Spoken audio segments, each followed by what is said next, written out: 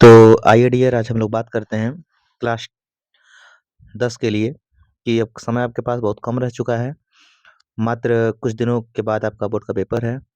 तो इसके लिए आप लोग अच्छी तैयारी करने के लिए, अच्छे नंबर प्राप्त करने के लिए, क्लास 10th में अच्छे नंबर प्राप्त करने के लिए आज से ही परीक्षा तक की फुल रणनीति आपकी क्या होनी चाहिए, कैसे आपको पढ़ना है, कैसे तैयारी करना है, ताकि आप परीक्षा में अच्छे नंबर प्राप्त कर सकें। ठीक है? तो देखिए, आपको बता दे रहे हैं, आपके पास देखिए आज 9 तारीख है, ठीक? 9 तारीख से लेकर और 19 तारीख तक आपको ऑल सब्जेक्ट पढ़ने हैं, है ना? जितने सब्जेक्ट आपके पास हैं, सब विषय पढ़ने हैं। कुल 6 विषय आपके पास होंगी, सारे विषय पढ़ना है, ठीक है? तो आज 9 तारीख है, 9 तारीख से 19 तारीख तक कुल आपको कितने दिन मिलते हैं? कुल मिलते हैं आपके पास 10 दिन, ठीक? कुल कितने दिन मिलते हैं? 10 दिन। 10 दिन तक आपको ऑल सब्जेक्ट पढ़ना है, सारे विषय को पढ़ना है और हर विषय पे आपको देना है मात्र 40 मिनट, यानी कि आपको 40 मिनट पर सब्जेक्ट, यानी एक सब्जेक्ट पढ़ना आप लोगों को, एक विषय पढ़ना आपको है 40 मिनट तक। ये आपको काम करना है डेली। और इस तरह देखा जाए तो आपके पास कुल 6 सब्जेक्ट हैं। 6 सब्जेक्ट में जिनके पास कला होगा उनको 5 ही पढ़ना पड़ेगा।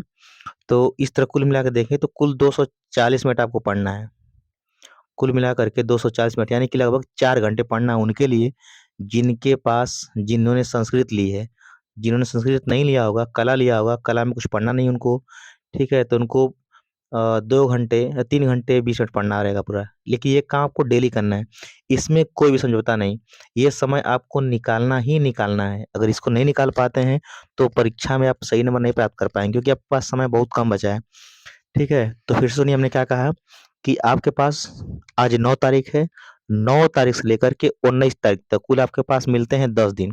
10 दिन तक आपको लगातार सभी विषय को पढ़ना है और हर विषय पर आपको 40 मिनट देना है डेली। और ये समय आपको निकालना पड़ेगा, चाहे कैसहू निकालिए, किसी भी हाल में रहिए, निकालना है ना? कुल मिलाकर के आपको डेली पढ़ना है 4 घंटे, डेली 24 घंटे में आपको 4 घंटे घर पर डेली पढ़ना है और एकदम अनिवार्य कि पढ़ना पड़ेगा। इसके लिए न किसी रिश्तेदारी से समझौता, न किसी दोस्त से, न किसी मित्र से, यानी कि हर रिश्ते को आपको त्यागना पड़ेगा इस 4 घंटे में। इस 4 घंटे के लिए हर चीज़ को त्यागना है आप लोगों को, अगर आप परीक्षा की खुशी पाना चाहते हैं तो। ठीक है? अब चलते हैं आगे कि अब आगे कैसे आपको करना है। ये 10 दिन आपका बीत गया, मान लीजिए, पढ़ते-पढ़ते आपने तैयारी किया, है ना? और 10 दिन तक आपने बीत गया, यानी कुल मिलाकर के 19 तारीख तक ले आपने पढ़ाई तैयार कर ली, पूरी कर ली 19 तारीख तक ले। अब 19 के बाद हम चलते हैं आगे। तो आगे देखिए, अब आपको 22 तारीख को पेपर है बोर्ड का। 22 तारीख को आपको बोर्ड का पेपर है हिंदी का। अब क्या करना आपको है कि 20 और 21, 19 तारीख तक आपने क्या किया कि ऑल सब्जेक्ट की तैयारी की। सब विषय आपने पढ़ा 19 तारीख तक, है ना? 19 तारीख तक आपने सब विषय पढ़ा। इसके बाद आप 20 और 21 तारीख को आप केवल और केवल हिंदी पढ़ेंगे। केवल आपको कितनी तैयारी करना है? हिंदी की तैयारी करना है। 22 तारीख को हिंदी का पेपर दिए, पेपर देकर आए। अब आपके पास 22 तारीख का जो दिन है, पेपर के बाद का पूरा समय खाली मिलेगा आपको। फिर आपको 23 तारीख खाली मिलेगी, फिर 24, 25 और 26, है ना? कुल इतने दिन आपको गैप मिल रहा है। फिर उसके बाद 27 को क्या है? गणित है। तो देखिए, आपके पास जो गैप मिल रहे हैं, आप देख पा रहे हैं कि गणित से संस्कृत में खाली 1 दिन का गैप मिल रहा है, 27 तारीख। संस्कृत से विज्ञान में खाली 1 दिन का गैप मिल रहा है, खाली 28 तारीख। तो गैप इधर बहुत कम है, इसको हमको कवर करना पड़ेगा सब विषय की तैयारी करने के लिए। ठीक है?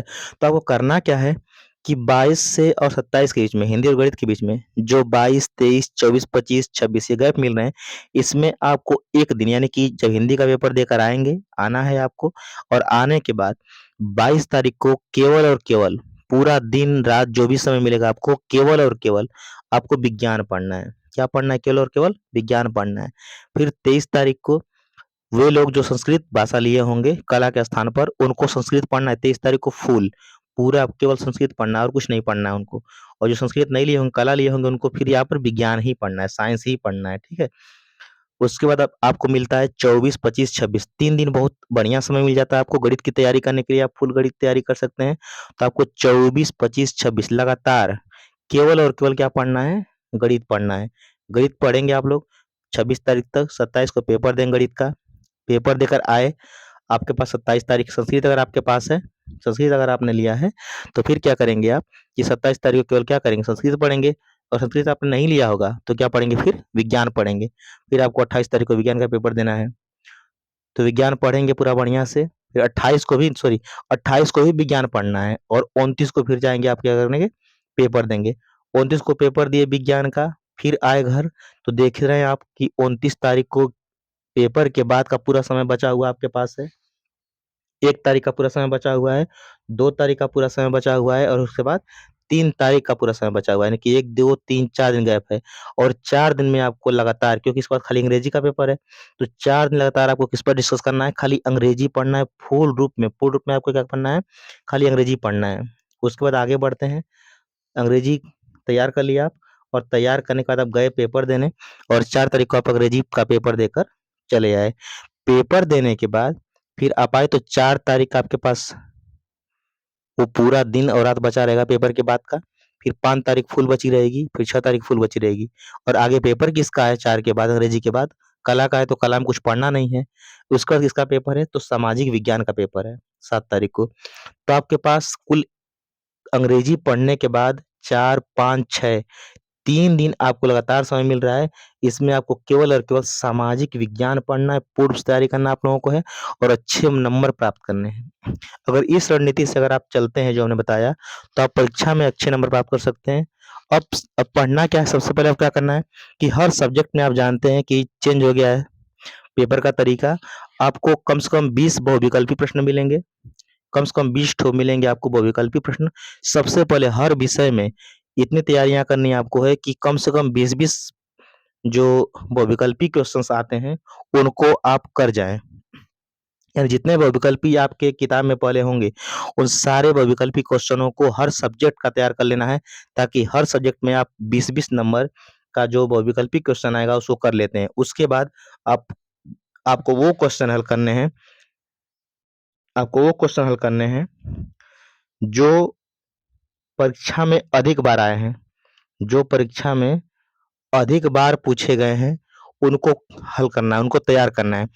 लेकिन याद रखिएगा, जो क्वेश्चंस केवल और केवल 2023 में आया हुआ, केवल और केवल 2023 में आया होगा, उस क्वेश्चन को सीरीज से आपको टच नहीं करना है। उसके आने के चांसेस बहुत कम रहते हैं। जो केवल, सुनिए ध्यान से पहले, जो केवल 23 में आया है, 2023 में, उसको खाली नहीं पढ़ना है। इसके पहले अगर आया होगा तो उसको पढ़ना है। यानी जो क्वेश्चन अधिक बार पूछे गए हैं उसको तैयार करना है।